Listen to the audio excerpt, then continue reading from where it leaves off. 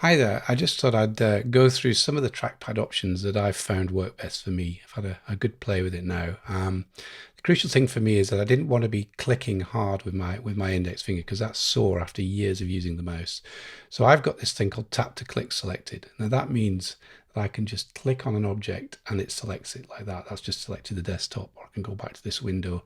Moving with the middle finger, you can move with the index finger, so you can do it either way around, and all you really need to do is go to the object and just touch that down and it's selected it like that.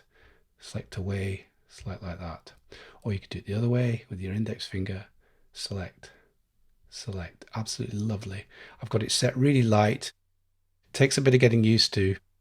You don't really sort of big elephant sort of presses on there. It's a light thing.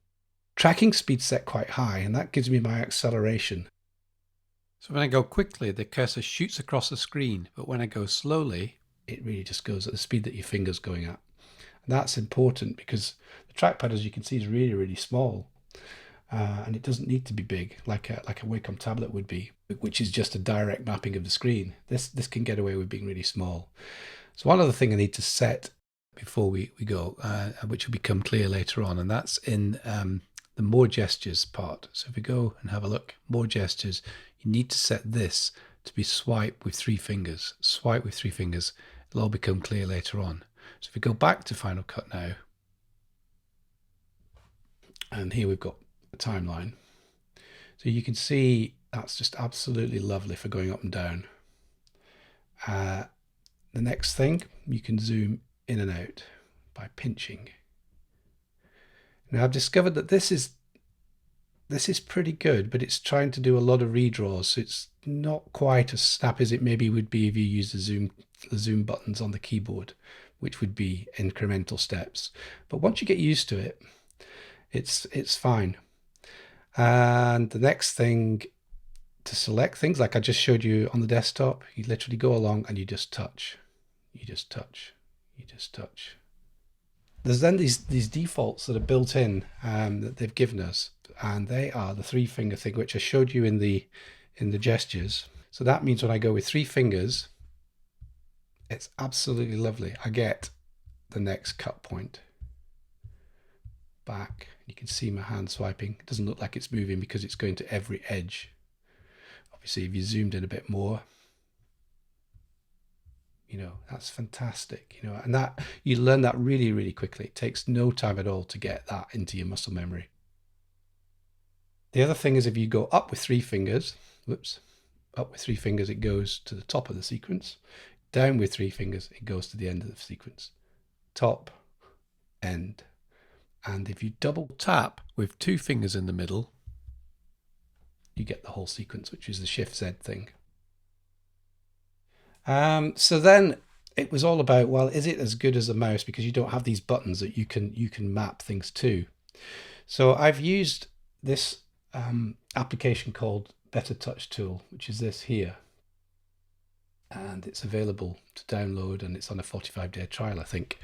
And I've just gone for some really basic things to start with. These five things here.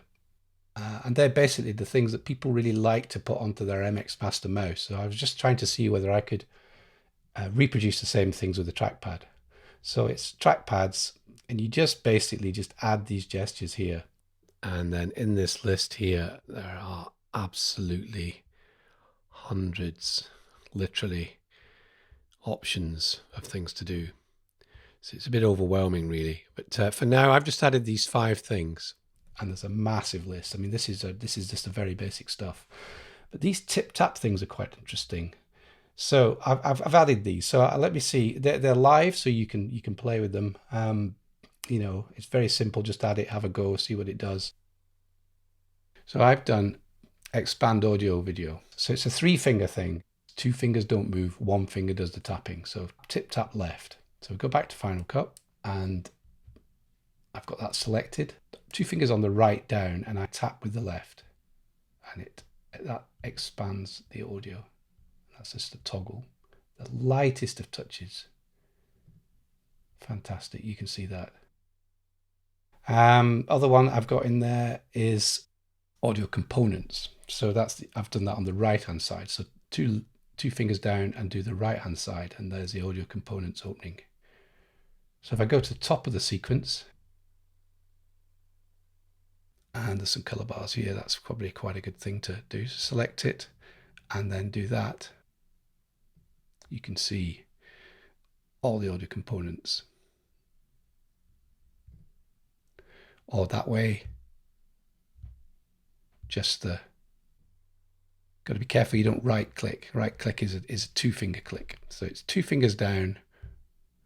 See, that's right clicking now. I'm not pretending to be an expert at this. So it's a learning thing. Select the clip. The middle one, I've got a middle tip tap, which is the audio lanes. So the middle tip tap, do that, and there's the audio lanes. That's vertical scroll with 2 fingers, which is, you had that with the magic mouse as well. That way is horizontal. So if you zoom in, that way is horizontal. So the audio lanes is 3 fingers on the pad, tap with the middle one. So it's this tapping that takes the getting used to. I think it's worth persevering.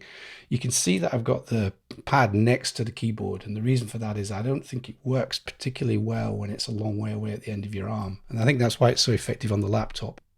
The problem with it on the laptop is that if you want to use this 1-finger clicking thing, then when the pad is here, then when you reach over, it's not possible, I don't think, to use tap select, because if you're just catching the trackpad with your palm, then it's gonna just send the cursor flying off, which I've discovered. So if you want to use tap to select and you don't want to be clicking about everywhere, just tapping things gently, you've got to do it this way, really. So I've put it there, given up the big keyboard. See how we get on without these. This takes up roughly the same space, so we'll see how that goes. And then one other gesture that I'd set up was deselect everything, because that's always something I'm always trying to do. So if I selected everything to start with, which would be Command A, 4-finger tap, just deselects everything. Something that you're always wanting to do. So if you have a few things selected, say you had that, and you just go like that. It just deselects them all. So the key is the inertia, the speed, and the sensitivity of how you tap things. And that is in the end what it takes getting used to. It takes a bit of getting used to. But I think there's definitely value in this. And you can see from these gestures, you know, there are just so many options in here that you could have. You could be clicking corners. You could have things assigned to corners. There's just no end to it. But it does take a bit of getting used to just using the basic things. So I would suggest that at least just have these ones, because obviously that then makes it worth having it in the first place, because you're not going to miss things that you already had with the mouse. Stick with those, get the inertia high, and use the tap to select, I think, because I think it's worth persevering with, because you're not clicking things and hurting your finger. Your index finger's not taking a hammering, and see how it goes. But then, you know, even without Better Touch Tool, the 3-finger thing, I just think that's absolutely fantastic for going to cut points, and then the top of the sequence, the end of the sequence, top of the sequence. Yeah.